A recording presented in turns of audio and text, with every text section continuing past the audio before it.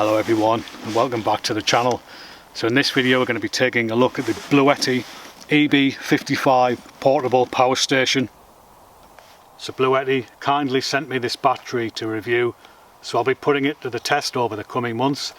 Now the battery is aimed towards the recreational market, so camper vanners, motorhomers, campers, if you've got an off-grid shed, anything like that, then this battery fits the bill. You can see it's fairly compact. It weighs 7.5 kilograms and its output is 537 watt hours, which is fairly impressive, so it packs a punch. It's also powered by a lithium iron phosphate battery, which has a recharge cycle of 2,500 times, so this thing is definitely going to outlive me. So what we'll do now is we'll zoom in a bit on the unit and I'll give you a look at some of the features.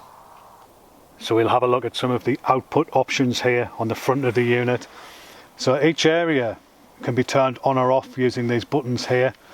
So you've got two DC output areas and one AC output area. So if we have a look at this area here, you've got 4 USB-A ports, 5 volts, 3 amps. Then up here you've got a USB-C port rated at 100 watts, which is pretty impressive. So you can charge laptops, etc. pretty quickly. So over here you've got the AC output area, 220 to 240 volts, and the unit comes equipped with a 700 watt pure sine wave inverter with a 1400 watt surge. So alongside this DC area here you've got another DC output up here. Now all these sockets are 12 volt 10 amp, so you've got a cigarette car style socket there. Then you've got two DC 5521 sockets. There's also a 15 watt wireless charging output on top of the unit. So alongside the 11 output charging options you have with this unit, you also have a couple of input options. You've got two sockets here, an XT60 socket with an MPPT, so you can plug a solar panel directly into the unit, as long as the maximum output is 200 watts. And here you've got the AC adapter input, again it's 200 watts max. Now what you can do is you can charge this power pack with the AC and solar at the same time, so you can get 400 watts of power into the unit, which is pretty impressive.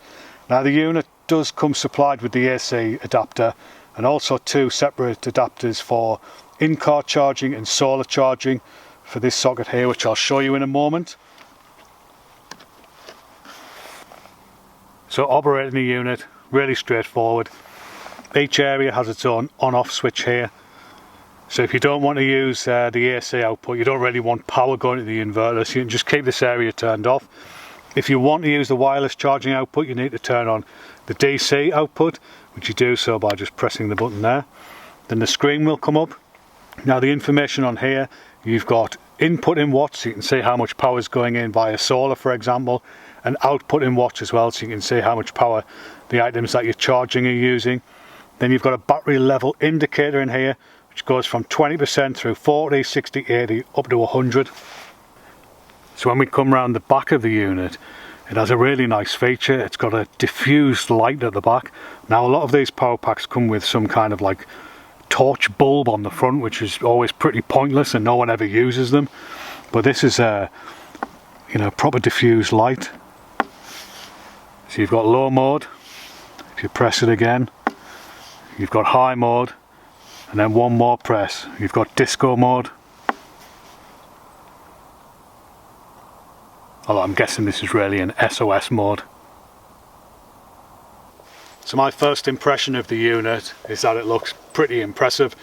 There are a few things that I do really like about it.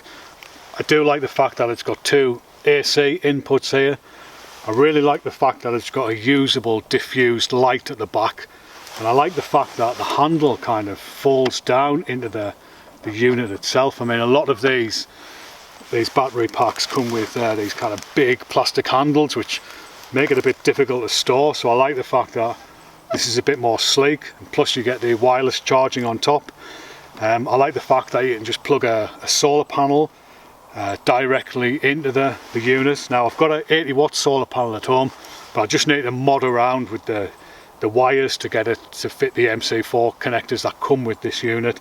So in a few weeks time I'll show you how I get on with that. But yeah, I mean, first impressions are pretty good.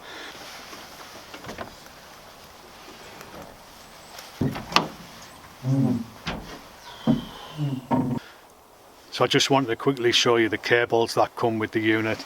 So you get the big AC charger here, which has a fan built in.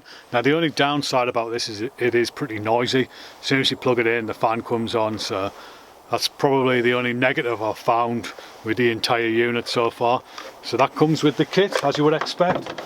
You also get an adapter for a solar panel with, I think these are MC4 adapters on the end, so you can just plug these directly into a compatible solar panel and then straight into the XT60 port on the unit to charge it.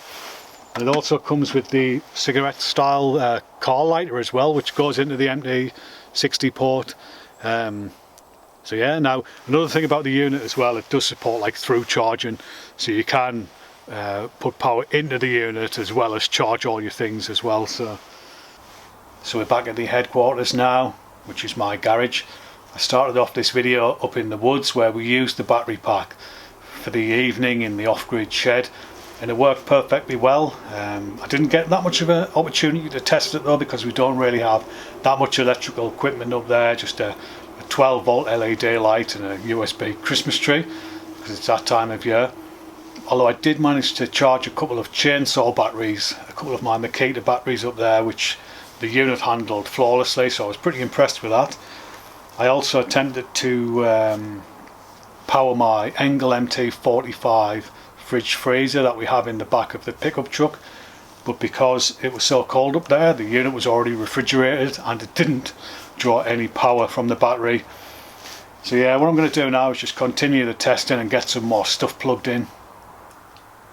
So I'm going to try and plug in a few things that you might bring along with you if you're out camping for a few days or a week.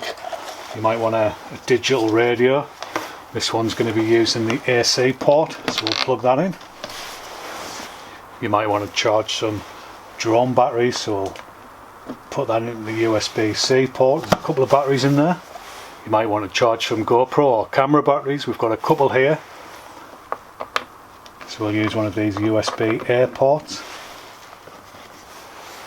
You might want to charge an iPad to watch a film on in the evening, so we'll get that plugged into one of the USB ports. You're going to need a light.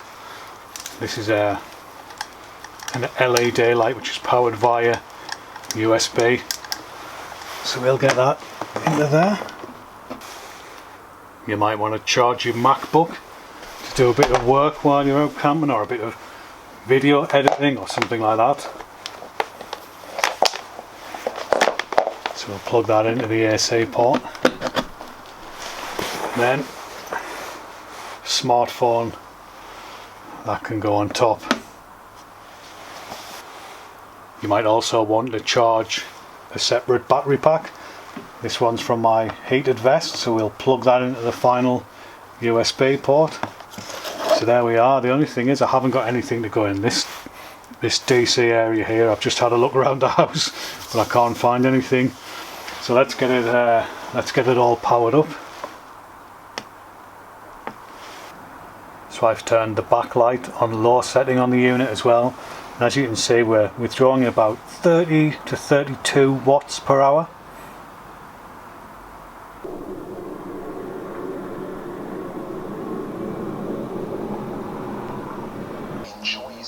So I managed to rig up a little TV system using an old aerial that I have in the loft. It's working pretty well. It's withdrawing 27 watts. So I could just spend the next half hour plugging things into the battery, but you don't really want to see that. For most of the things that you want to charge when you're out camping, this battery is going to charge them, so there's no worries there. I just wanted to talk briefly about this vehicle in relation to this battery. So this is an overland vehicle, it's a Hilux pickup truck. We do have an electrical system in the back here, which is a 160 amp hour leisure battery, and it's charged solely by a rigid 100 watt solar panel on the roof. Now it's not an ideal setup, it's a bit of a mess. It works perfectly though. It keeps my fridge charged, it powers the compressor and then anything else I need to charge, but it's a bit awkward because if you want to use an AC plug, you've got to connect an inverter and all that kind of stuff. But on the other hand, it gets so dirty in the back of this truck when you're overlanding. If you go down to Morocco, Spain, even in the Lake District or on the North York Moors, if you're on a dusty track in the summer, the dust just gets everywhere. And this has got 2 vents either side and a working fan to cool it down. And I can imagine that it would get ruined pretty quickly in the back of this truck. So that's something to bear in mind if you are kitting out a pickup truck. I mean, you can put this in the cab and you'd have no problems, I wouldn't have thought. You know, you could run a solar panel in through the roof or even just through the door, or charge it via the car. So yeah, I mean, that's just something I thought I'd mention. But otherwise, if you're travelling in a camper van or a car or anything like that, then the practicality of these things is superb. So that's an initial look at the Bluetti EB55 portable power unit. I think if you're in the market for something like this, it's really worth checking out this model. It does compare really favourably to the others in its class. I really like the fact that it's got lots of output options and input charging options.